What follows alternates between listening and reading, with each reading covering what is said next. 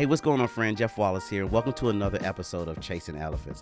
Last week, Brent and I, we started a new series entitled Thou Shall Not Be a Loser. And I know so many of you love that, and we actually are going to pick it back up next week. But this week, what we want to do is we wanted to actually pause for a minute and give you a opportunity to hear an incredible conversation between Brent and a good friend of ours, Dr. Darren Whitehead.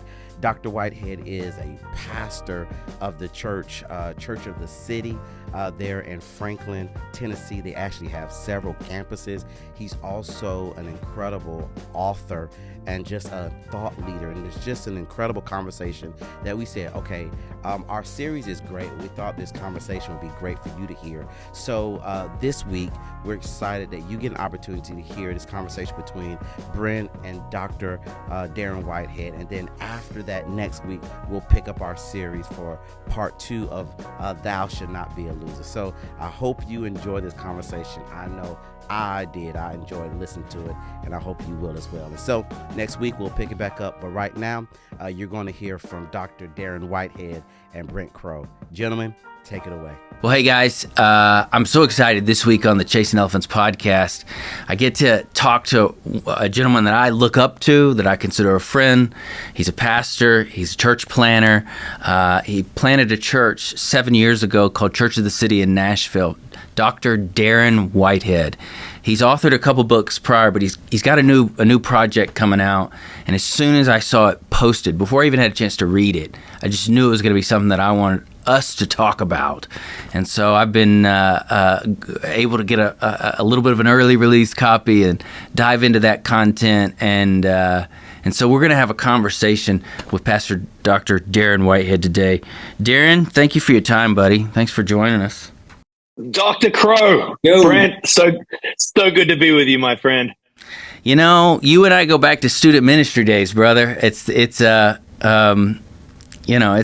lot of history. I remember when you had first come over from Australia, like within a year, you spoke at Youth Pastor Summit for the first time. Yeah.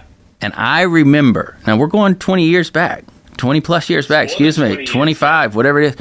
And I remember you standing up there telling a story about your youth pastor shooting bunnies. Yes.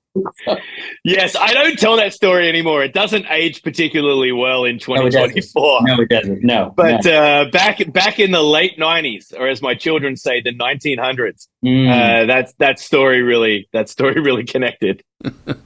But man, I'm so grateful. So you've served in a lot of different capacities. You were really a thought leader for student ministry for years. A lot of us looked up to you, learned from you. I'll be 20 years ago, I started what's called the Lift Tour. And one of our first Lift Tours, you were there. And I remember bringing you in, because at that point you were the student pastor at Willow Creek. And I remember you coming in, and I was apologizing to you because I couldn't afford all the production. And here you are, and I'm going, I got this guy coming. It's like nothing what he's used to. And you just stopped me in the middle of the auditorium. You put my hand on my shoulder, and you went, none of this changed anybody's life ever. That's right. And let's go do this conference. And here 20 years later, and there's over 100,000 students that have attended that now. And so I'm grateful to you, buddy. And then no one 20 years later is going, man, that lighting back in 99, like that was something. That was something else, man. And then you planted Church of the City. Tell us a little bit about that. Yeah, so we actually planted it 10 years ago. We just celebrated our 10-year anniversary in 2013 is when we started. And so we celebrated 10 years, and it has been an absolute dream. 2 years into our story in 2015, we had a church that I was a youth pastor at many, many years earlier, a church that you know of called the People's Church. And the elders of that church approached us and said, hey, our pastor of 33 years has transitioned out of this role, and we're looking for something new. Would you consider like merging our churches together? And so we prayed about it. My initial thought was no, but then we prayed about it and really sensed that God's hand was on that. And that was 8 years ago now. And God has really done something pretty extraordinary in bringing two churches together. In a time where you hear about church splits, Right. this was a church merge, Right. and the outcome has actually been really beautiful. It really has. It really has. And Nashville, you kind of came to Nashville 10 years ago. Forgive me for saying 7, but 10 years ago when you started this was kind of that initial wave of Nashville exploding. And yeah, it actually slightly predated it, which was really interesting. So we moved in 2012 and launched at Easter of 2013. And about 15 is when there was just this, I mean, it felt like everyone I knew, except you, Brent, moved to Nashville or to Franklin. And, you know, I mean, 1,000 people that we both know from around the city, from around the country, on the coast or whatever, moved to the Nashville area. And so, yeah, by God's grace, I mean, we kind of predated this wave and had no idea the people that God was going to send to us. And so you know, Nashville's become one of those cities, and there's just a couple in the Southeast that the world wants to come to. And so I know that's a incredible. I just can't imagine that. What an incredible ministry opportunity to have that. Just, you know, I live in a city where it's oftentimes one of the top 10 most visited cities in the world, but it's for very different reasons. With our entertainment industry, focusing on theme parks and then the medical community, things of that nature. But it just, you know, Orlando is a fresh breath of fresh air for me because it feels like the world's at your front doorstep all the time. And it feels like Nashville's kind of becoming that as well with this continual influx. So that's amazing. Well, praise God for that, for Church of the City in 10 years. I know you, every once in a while, I like it when you post the picture from, I think it was from either a gym or an old school building or something, and y'all's first Easter gathering. And it's like a couple hundred people or something. And I think you borrowed our equipment from that lift tour back in '99. And no, I'm just kidding. I'm just kidding. In fact, it wasn't that good. It wasn't that good. But I love seeing that picture and then seeing all that God has done since then. Well, let's talk about this project, man, and have a conversation around the idea for this project. You wrote a book called The Digital Fast. 40 days to detox your mind and reclaim what matters most. I want to kind of start this way if we can. Let's talk about the idea of fasting first. Let's not start with the negative. Let's start with this biblical discipline. As a pastor, what role do you see that playing in the Christian life, and do we do it well? Well, I would say that fasting is probably the most neglected spiritual practice in the modern world. Jesus talks quite a bit about fasting in the Sermon on the Mount. He talks about when you give, when you pray, when you fast. And it's largely about not parading your spiritual disciplines or spiritual practices in front of other people to try to get some sort of pious religious credit. But fasting, particularly in the modern world, it may have never been more important than it is now, in a time where we simply appease our appetites whenever we want to comfort ourselves. Our church takes the first 21 days of every year, and I know lots of churches do this, but our church takes the first 21 days of every new year for a season of prayer and fasting. And the truth is, Brent, as you know, fasting is uncomfortable. But I don't know why it's called fasting, because time goes slow when you're not eating. But you realize how much of our lives is oriented around eating. We meet for breakfast, we have lunch meetings, we celebrate dinner for birthdays. It's like so much is around feasting and food. And to take a season where you intentionally pull back and abstain and say, God, I am hungry right now, and I am reminded of my humanity. I am reminded that every breath and everything that I have comes from you, and I am deliberately going to pull back and be reminded of my need and reminded of the need of your presence.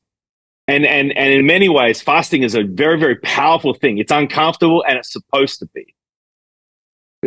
What happens is you kind of turn up the voice of God when you're fasting. Wow. And Jesus did it. Jesus fasted for 40 days in the wilderness before he started his ministry. There is something about fasting that often precedes something that God is going to send you or launch you into. And that was certainly the pattern of Jesus' ministry. And often, it's funny, often a lot of the things that happen in our church in the remaining 11 and a half months are birthed in the first 21 days of just being still and setting time aside to be seeking God, seek first the kingdom, and to be abstaining from food, to really be asking God to speak. Yeah. One of the things I've noticed in my own life, because I'm so sinful, is that when I fast, there's a detoxing process that happens in which I realize how much margin that there isn't for me to long deeply for God. In other words, it almost like puts a microscope on what I'm on my own inadequacies, on my own neglect, and how I just constantly fill the void with different things. And it really does refocus the trajectory of your vision for your life. And I hate to use this phrase because it sounds so secular, but there is an element to self-discovery when you fast. That's right. And it gives you the opportunity. That is absolutely true. I mean, we tend to cover over sadness and comfort ourselves with food because it makes us feel better.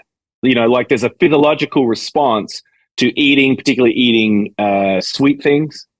And we kind of medicate some of the stresses and the anxieties of our lives by covering it over with food. Yes, sir. Yes, sir.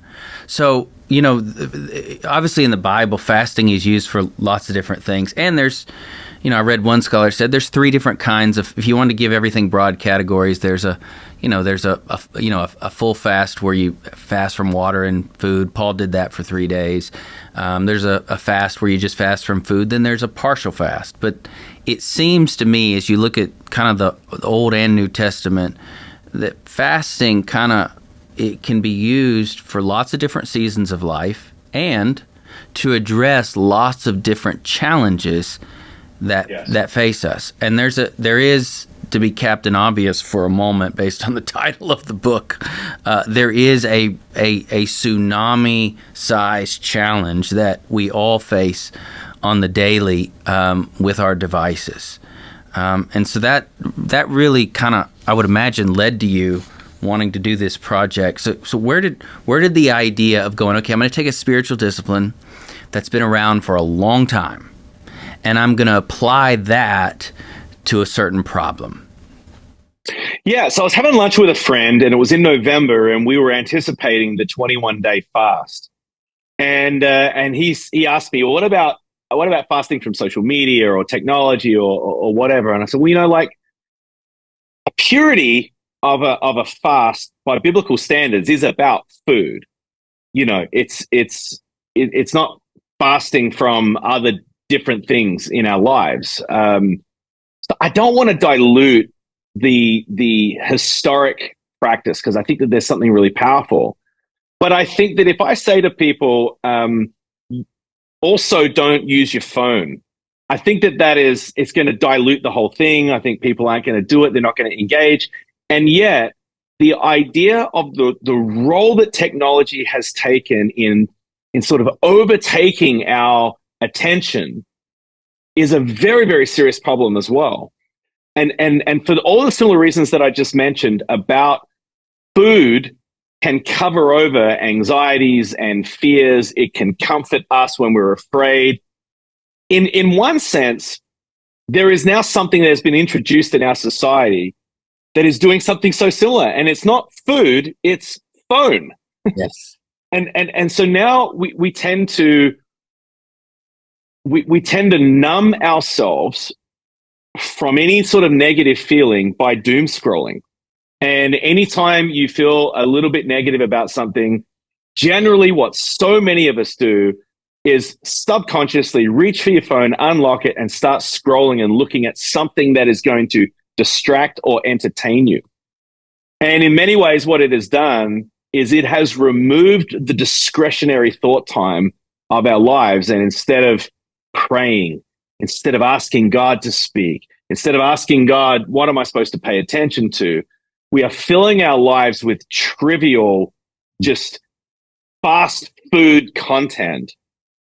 And as most of us know, you might look at your phone for a noble reason. You want to check the time, or someone sends you a text message, one of your kids, and you open up and you look at it, and then you just like go, almost involuntarily, let me just hit Instagram for a second right now, and let me just look at some reels here. That's interesting. These algorithms have been designed to exploit my weaknesses and the things that I'm interested in anyway. And so I'm just going to scroll for a while, and then all of a sudden you look up and 48 minutes have gone by, and you don't feel great. No. You feel this low-grade sense of shame. And you feel like, what am I doing with my life? I'm looking at triviality, at the sacrifice of things that are so much more important where I physically am. So I decided that I wanted to split these two experiences and have two very different things. And so we were going to have our 21 days of prayer and fasting, but then we also wanted to have a time where we would invite people to a church-wide digital fast.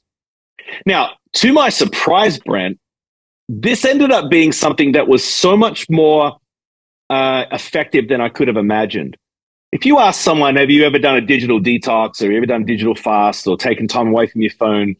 Most people will say no, and most people will say, but I've always wanted to. And people don't get around to it because doing it as an individual is really hard. Social scientists call the kind of problem that we're dealing with digital technology a collective action problem. And what that means is that we all generally know that smartphones are having a detrimental impact on mental health and depression and people's overall well-being. And yet no one wants to get off social media because you're going to get left out of everything. It's FOMO, you know? Our phones are basically the doorway to social life. And so none of us want to pull back because no one else is. But what is interesting is if a community does this together, if a small group, a family, a church, all says for a measured amount of time, we are all going to take a step back, it almost becomes a shared communal experience. It becomes a sport. And our church had a very, very positive experience of something that thousands of individuals would have loved to have done, but never got around to it until we all got around to it together. And we gave guidance on how to do it together. And it was one of the most powerful things that we have ever done as a church. Wow. You know, one of the things you mentioned that I think is pretty important, and you know, the world breaks down into Catholicism and Protestantism and Christendom. And, you know, the word Catholic, as you know, simply means universal. So before there was the Protestant church, there was just the church. And then, of course, we had the Protestant Reformation, in which we had this splinter group split off that has evolved and snowballed into this thing where you and I are Protestants. And so, which primarily means that we subscribe to the priesthood of all believers. We have Catholic friends. We believe many of them are going to heaven with us. It's not throwing shade. It's just one of the things that got lost in the Protestant Reformation moving forward is the communal aspect to fasting. The Catholic Church does this well, whether it's we're going to abstain from meat on this day, you know, or whatever it is. But they have done communal fasting well, and certainly hierarchy does play a role in that. This voice said to do it, so we're doing it. But we as Protestants have kind of made fasting, and primarily, certainly in a Western, in our Western mindset, an individual thing. And so I think there's something very powerful about going, no, we're doing this as a community, man. This is all of us. We're a family. We're doing this together. And I think it's powerful that it came from a pastor. The truth is, and the Catholics do this. The truth is, it's easier when you do it together. And when you are like if you're fasting from food and your friends are too, then no one's going, we're having a birthday party, everyone come over. They're going, after our season of fasting together, we're then going to have a season of feasting together. And so there is this shared, there's even shared suffering. Mm-hmm. You're hungry, and your faith is bolstered by other people who are also hungry, who are faithful to the spiritual practice. Yeah. One of the things that you do in part one, and the book is broken up into 3 parts, folks, and part 1 really is focused on dissecting the problem. Part 2, which is really the heart of the book, and we're not going to dive too much into that other than to say here's what it offers, is a strategy, is helps, is devotionals. It's really a process that you can go through. And then part 3, which I'm really glad you included part 3, because if you just end with the fast, no, how do I re-engage? Part 3 is how I re-engage. But particularly in part 1, you did a phenomenal job, Darren, of bringing in the social sciences, which I'm kind of a big fan of. And for our listeners, when you hear the phrase social sciences, and Darren quoted a social scientist or a phenomenon that social scientists are referring to, the social sciences really are just quantitative and qualitative research. Quantitative would be statistical analysis, and how do I get this percentage? Qualitative would be focused on a phenomenon happening in a specific group in a specific time, or in an individual in a specific group in a specific time. And so when we say the social sciences, we're talking about those 2 disciplines of research. Now, my whole purpose in mentioning that is the social sciences are incredibly helpful for us to diagnose modern day problems. And one of the things, Darren, that I want to commend you on is you did a phenomenal job of gleaning and diagnosing the problem through the social sciences, while at the same time going, now the balm for that wound we're going to find in the scriptures. So let me ask you this. What are some of the consequences of the digital age we live in, and what are some of the big kind of, what are a couple takeaways from studying all that research on the consequences that it's having? You talk about how it holds us hostage. What were some of the things that you discovered maybe that even surprised you about that? Some of the unintended secondary and third level consequences are really quite shocking. Digital technology has seeped its way into our lives. It didn't come in like a force, right? The iPhone came out in June of 2007, but it didn't have an app store. Like there was, there was no social media, there were no games, there was none of these other things that, when the App Store came in, and there's now millions of different apps that you can put on your phone. It started out very simple, but certainly the iPhone, it turns out in history, is a before and after moment. And when you started having email on your phone, and when you started having texting and social media and all of this, the lines between working and personal life completely blurred. You're at work and you're getting messages from your family, and when you're at home, you're getting messages from work. And it sort of creates this always on sense, which human beings were never meant to always be on. God designed us in rhythm. He designed us in working and then rest.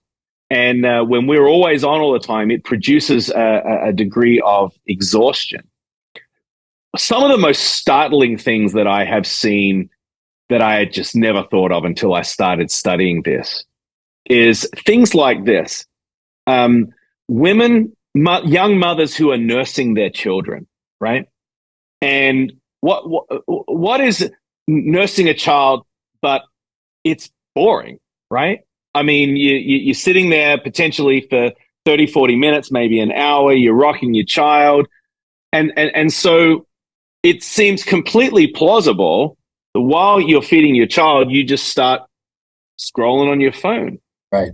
But you see, mothers and babies experience this powerful bonding by staring in one another's eyes and by speaking to one another and by stroking and by like just the intentional connection that a mother has with the privilege of carrying a child and then feeding her child from her body. And there is this change now in history where young moms are feeding and they're scrolling on their phones and they're missing all of this connection that is supposed to be happening from a mother to a child. Now, I actually shared that experience in church, or shared that anecdote in church, and saw a bunch of mums in tears, honestly, because they're not bad. No one's bad people. They're just like, no one's ever really exposed that before or shown that before. Yeah. The impact on children, on teenagers, is extraordinary. There's a new book that is coming out. I'll plug another book that's coming out called The Anxious Generation, and it's coming out in March, and it's by a social scientist by the name of Dr. Jonathan Haidt. And he talks about the fact that in 2012, this is when the iPhone has been around for 5 years. It's now been popularized. It's meant, you've upgraded your iPhone and you've given your old one to either your wife or someone or one of your kids, right? And so iPhones were starting to be smartphones were a lot more widely adopted. And Dr. Jonathan Haidt says that there was a movement, a noticeable shift in 2012, where children went from a play-based childhood to a phone-based childhood.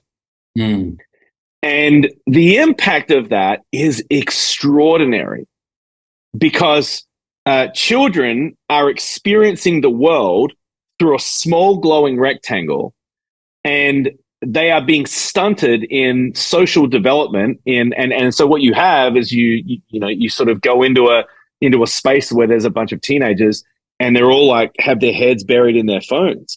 This is very, very unhealthy for developing just social intelligence and social skills. There is a bunch of recent research that has been done now on like toddlers who have these big iPads and they have their faces buried in an iPad, and that it is literally stunting brain development. Wow. Because it is noticeably different. The research is noticeably different from a television to like an iPad. Something that is inches from your face, that you are interacting with, is much more dangerous for the stunting brain development than even a television, which has been around for many, many years. I think parents' attention to their children, which, I talk about a story in the book about when I was going to watch my daughter play volleyball. And this is not even a particularly insightful story, honestly. No, but it's one we've all experienced. That's right. We've all experienced it. Yeah. And I walk into the gym, and I look up on the bleachers, and every single parent has their head buried in their phone. And you know what's going to happen? Their kids are playing, and at one point they get something over the net, and they look up to see if their parent's watching, and they realize that their parent has their head buried in their phone. And this is not to villainize parents. I've done that, man. This is not villainizing parents, but what tends to happen is we get a buzz from our phone, and we look at it, and someone's asking, what gym are you in, or what time will you be home, or something that's kind of important, right? But then it's a wormhole of pulling you in to all of these other things that are distracting you. And the way that we encourage people to start to think about interacting with their phone, particularly in a digital fast, is to look at every app on your phone through the lens of, is this a distraction or is this a utility?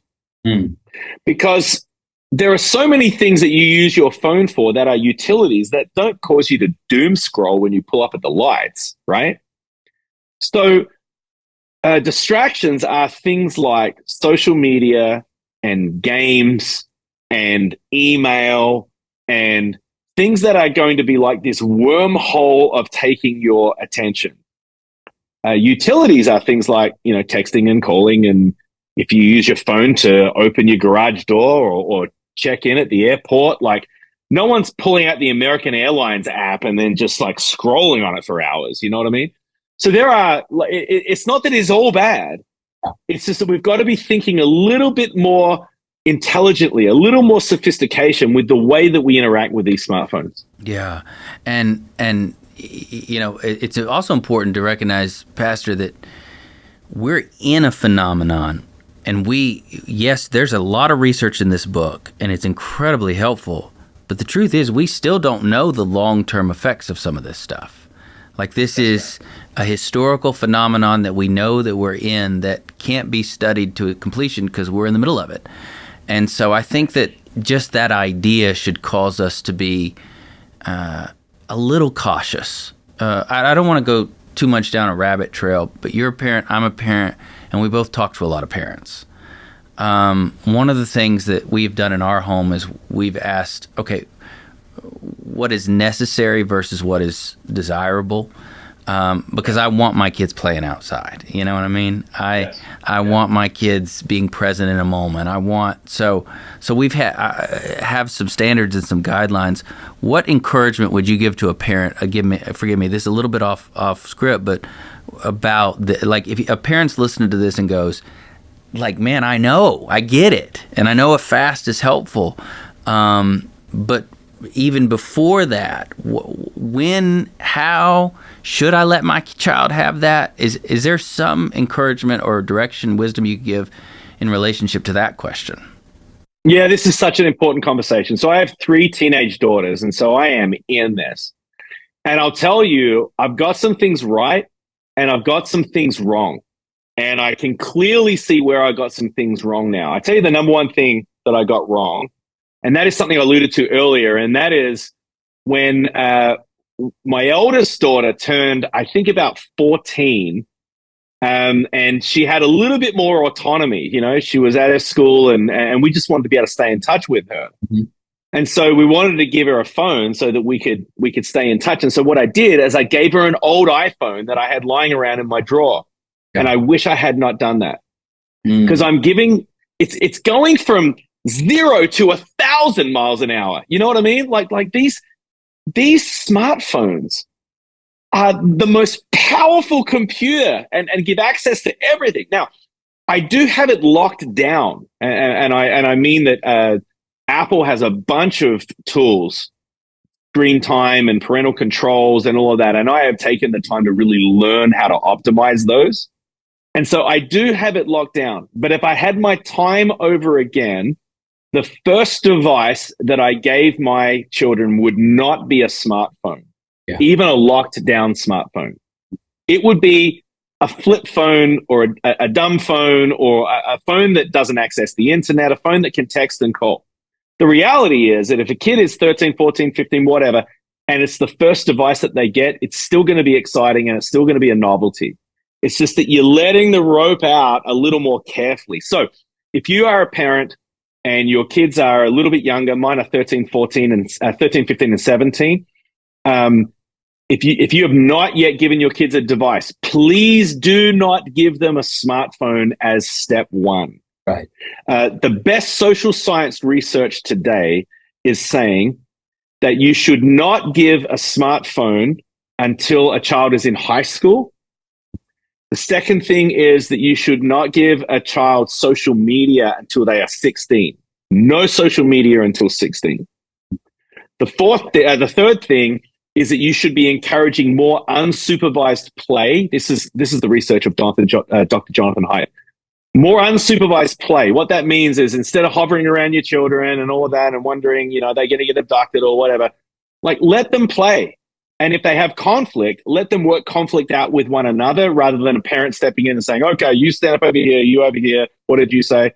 Let them develop those skills. The fourth thing, which he's calling social norms, is no phones in schools. Let kids have a break for 8 hours a day and have no phones in schools. Now, Dr. Haidt's idea is that if even half of society would adopt this, that would be all you would need for parents who are coming into this to be like, well, half the class has got a phone and the other half doesn't. It makes it a lot more plausible to say to your kid, no, you're not going to have a phone until you're 16. Yeah. But what our kids say to us is, I'm the only one that is not on this text thread, or I'm the only one that is not on Instagram, or I'm the only one that is not on Snapchat.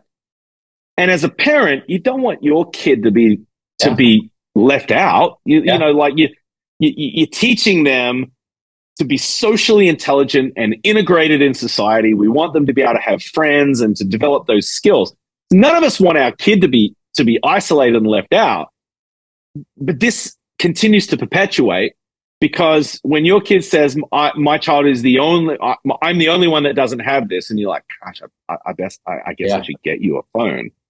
And that is how this collective action problem continues. Yeah, but you said the only one left out. But one of the things you write about in the book that I appreciate in diagnosing the problem is that actually all these devices and how they are used has created an epidemic of loneliness. So the only one left out, but by opting in, it's a gateway to loneliness. One of the things that we did, and I can't take credit for it, Christina did this, when Gabe was 12, and my son's now 18, but when Gabe was 12, he was the only kid in the class that didn't have one. And I had that same feeling, and I went, Chris, we got to give him something. Like, I don't want my kid to be the guy left out. And she goes, nah, here's a better idea. And I don't know where she got it from. She may have come up with it on her own. I don't know. But she said, why don't we tell him, like, hey, we're going to give you the amount of money it would cost for an iPhone into an account every month. And when you turn 16, you get all that. You put towards a car, whatever, And so I came to Gabe and I went, hey, let's make a deal, and he jumped on it. And so I said, when everybody goes, why don't you got one? You're the only one. Go, I'm getting paid. And so he turned 16. He had forgotten about it. And as he turned 16, he opens a present, and it's a box full of cash. And it was great, man. He held the cash up, and I remember he literally goes, it was worth it, in that moment. So, delayed gratification. That's a great lesson to learn. Yes, sir. Well, let's talk then about, okay, so you're going to apply a fast to our devices. And talk to me a little bit about what that looks like, and then on the other side of that, what are the benefits of doing that? Because that really is the heart of the book. Is okay. Here's the problem. And by the way, before we go any further, at the very beginning of the book, and Darren, I think this is vitally important. There's an assessment tool that every individual. So even though it's a communal thing, you get to start by looking in the mirror at yourself. There's this great assessment tool, and then diagnosing the problem really well. But what benefits do you get from applying a fast to our digital devices?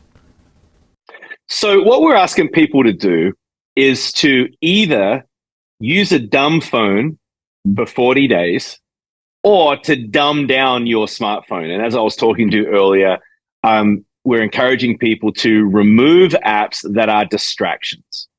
And you know what they are, the ones that cause you just to be looking at your phone, news apps and all of these kind of things.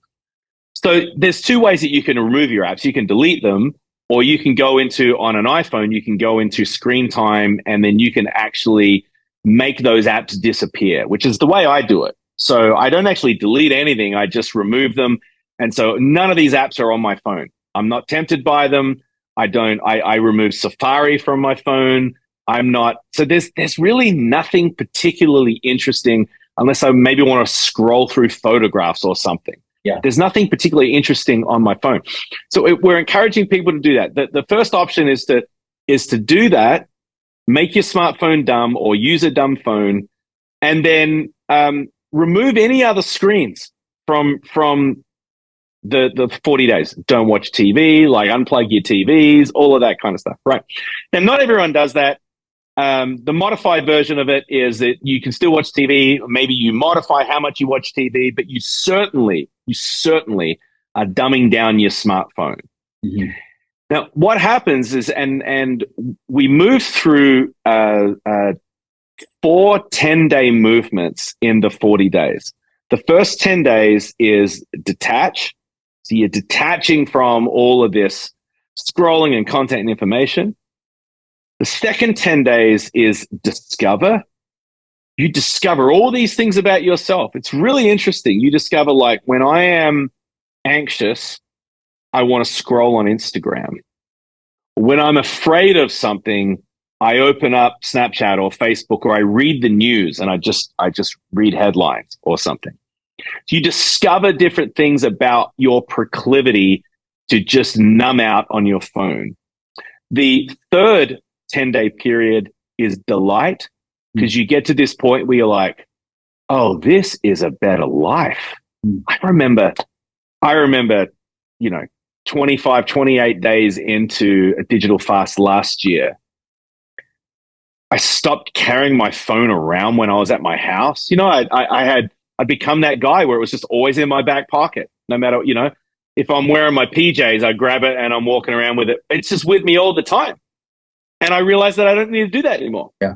And so I put it in a drawer, and I closed the drawer. And I remember my daughter invited me to come outside and watch her bounce on the trampoline. And I went outside, and the sky was blue, and it was 71 degrees, and I could hear the birds, and I could feel the blades of grass under my feet.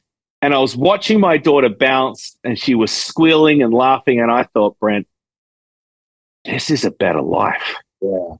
Amen. This is a better life. And so I delighted in being off of these toxic little screens. So that's the third movement. The fourth movement is determine. And this is the idea of like, I need to come up with a plan that when I am re-entering the digital world, it's going to be on my terms, and it's going to be on the things that I want to do. The analogy that I use is Marie Kondo, the one that talks about organizing your wardrobe and your closet and all of that kind of stuff. And she encourages you to grab every item of clothing and ask yourself, does this spark joy in me or not? And if it doesn't, she says, throw it away. I suggest you do the same thing with your apps. Yeah. Like, am I going to bring Instagram back onto my phone? Does it spark joy? Yeah. I'm not even suggesting you never go on Instagram anymore. What I'm saying is maybe it's not on your phone. And if you want to engage on Instagram, you do that on your desktop computer, or you do it on an iPad that's not with you all the time. I'm not suggesting you go off social media for the rest of your life. I'm suggesting that you take these different things and you put them in a healthy place so that your relationship with them is a healthy relationship, rather than you pull up at the stoplights, you're waiting, and you just start looking on your phone. You start checking your email. Checking your email 60 times a day is not a healthy thing to do. Yeah. And we all know that. Yeah. And yet we do it. Yeah. So, and by the way, those 4 10-day periods, you've written devotionals to go along with each of those days. So there's this ability to experience Scripture. And that's what I love about this, is you start with this self-assessment tool. We go big on the problem, but then we come really small on, even though you're doing this within the context of the community, on you personally experiencing the Scriptures as you go through this 40-day fast. So it's a powerful strategy / kind of a approach to it. Let me ask you a question that, you could take this any different direction you want to, Pastor, but I oftentimes teach our students that our focus will determine our formation. And so you got this 40-day focus. You got this ability to create a sense of margin, to be present, like you were talking about with your daughter on the trampoline, to experience a deeper sense of longing for God. C.S. Lewis writes about a type of longing that you only experience a handful of times in your life. And I wonder if we are not willing to do something like this, if there's not going to be any margin to experience the deepest sense of longing a human being can in their life.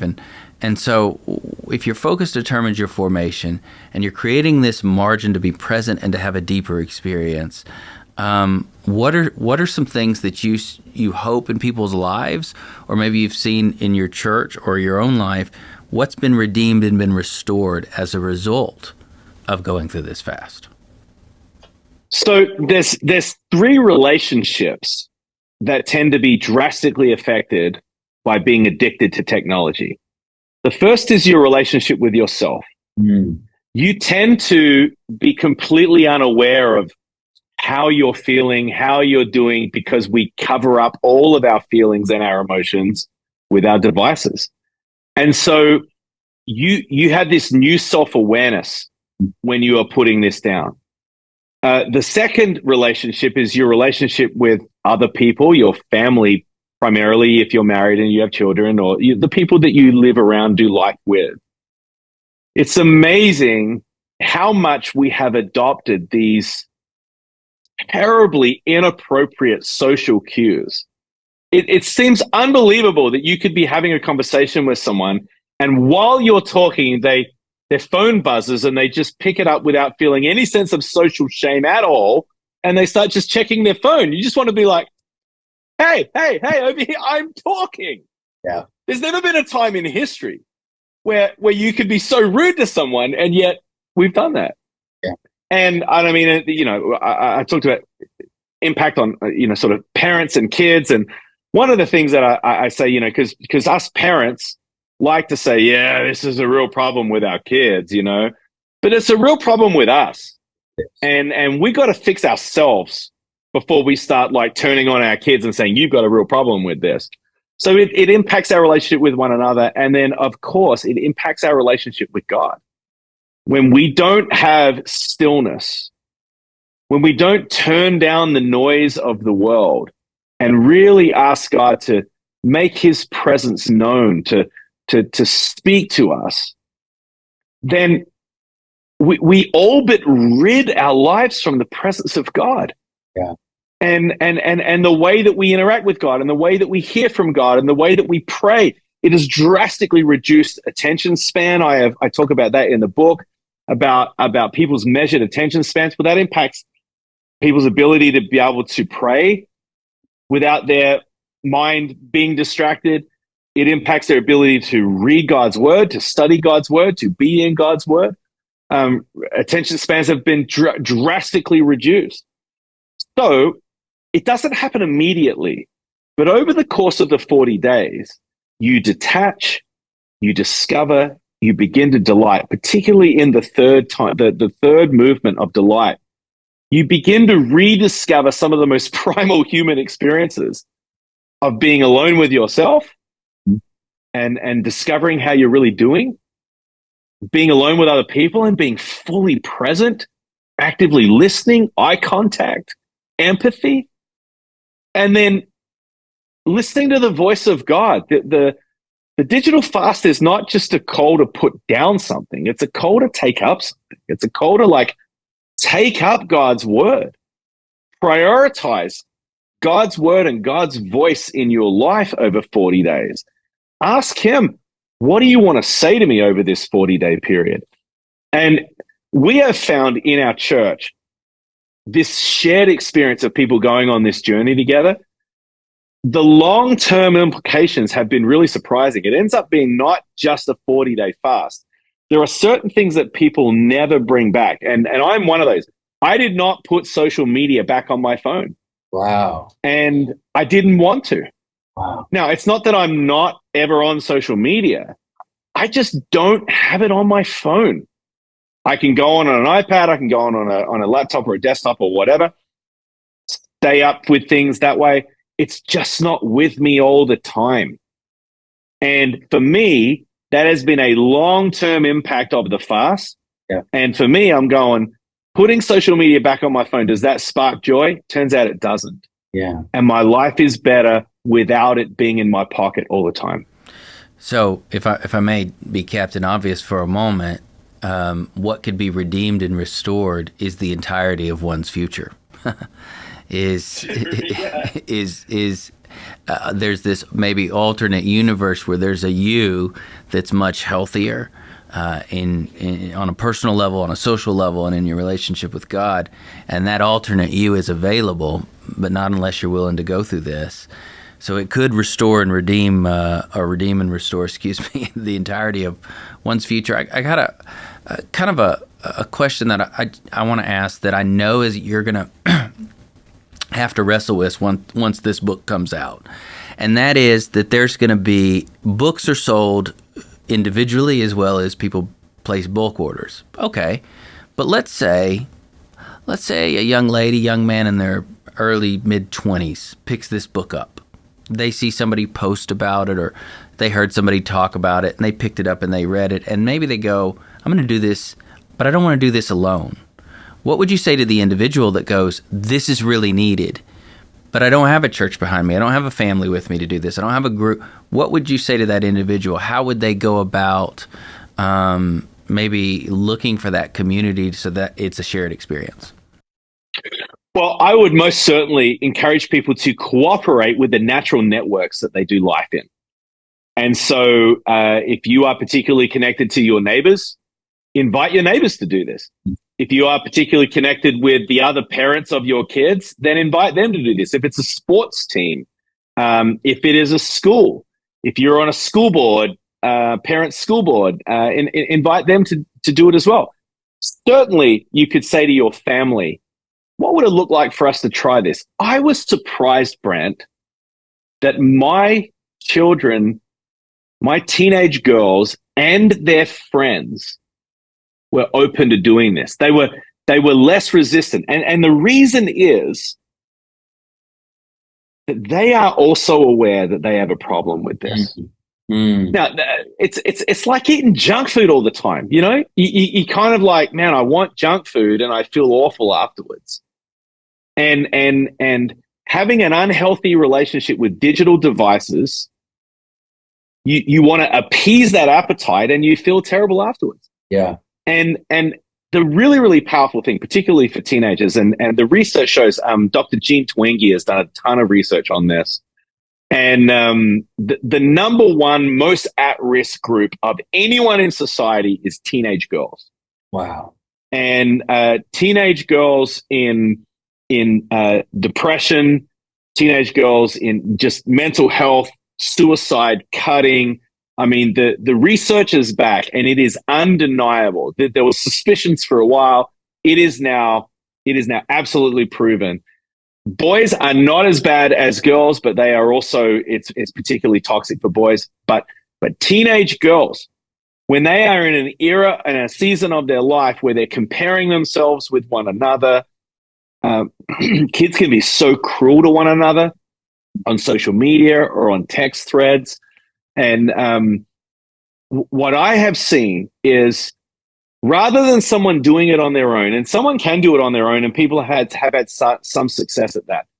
But if you do it with a network, if you do it with a community, the big surprise is that lots of people want to do this. They're looking for someone to lead and to instigate and to do it. And you get a lot of people who will come along. So we've created a way to offer this for bulk buying. Churches can buy at up to 60% off. We want to make it as cheap and as available as we possibly can, where some pastors or church leaders may be interested in buying one for everyone. Mm-hmm. And they could then sell them in the lobby if they wanted to. They can give them away. They could make it a suggested donation. But everyone would go on the same journey using this resource at the same time. And it's much more effective when people do that. Is that what's available on thedigitalfast.com? Correct. Yes. Thedigitalfast.com has connections, links to be able to buy it individually and then also buy it in bulk as well. Well, Darren, this is Dr. Whitehead, Pastor Darren, and friend. This is incredibly helpful. Thank you. I want to say thank you for writing it. I had to read it quickly, so I haven't been able to go through the 40 days yet.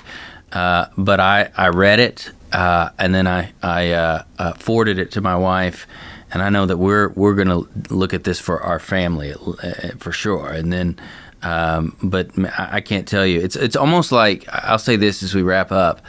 You mentioned this about both parents and kids. Everybody goes, there's a problem. I just don't know what to do. I don't know what to do. I don't want to be the one to go first. I'd be the only one. It's also like, but I also need a plan to do it. And right. What you've done is you've given us a resource that is a plan that it's not paint by number. It allows it to be very personal, but it does walk us through from the very beginning to re-engagement. And so I applaud you for that effort, my friend. So thank you for writing this. Thank you. And we want to encourage people to do this for the season of Lent. And in 2024, Lent begins on February 14. Okay. Lent, the season changes depending on Easter, where Easter falls. Easter falls very early this year. And so February 14 is Ash Wednesday. It's the first day of Lent. And historically, the church has said, within the liturgical calendar, I'm going to take the 40 days that are leading up to Easter and give up something. Sometimes they give up food, have a time of prayer and repentance, try to serve the poor. This has been the season of Lent, and we're encouraging people in the season of Lent that you would do a digital fast. And we're going to have thousands of people in our church who are going to participate, and we want to invite churches all over America and all over the world to join us for a digital fast for the season of Lent. Well, I pray that they do. When does the book release? The book releases on January 30th. 30th. And so if you pre-order it now, or if you're listening to this and January 30th is already passed, there's still time. And then I would encourage you that if you're listening to this and it's past February 14th, don't go, well, there you go. No, it's a great idea. Lent's a great tradition, but it still works if you do it past Lent. That's right. Darren, thank you so much for hanging out with us today. Brent, so good to be with you. I love you dearly. Thanks for having me on. Love you, my friend. Until we meet again, guys, wander well and shine like stars.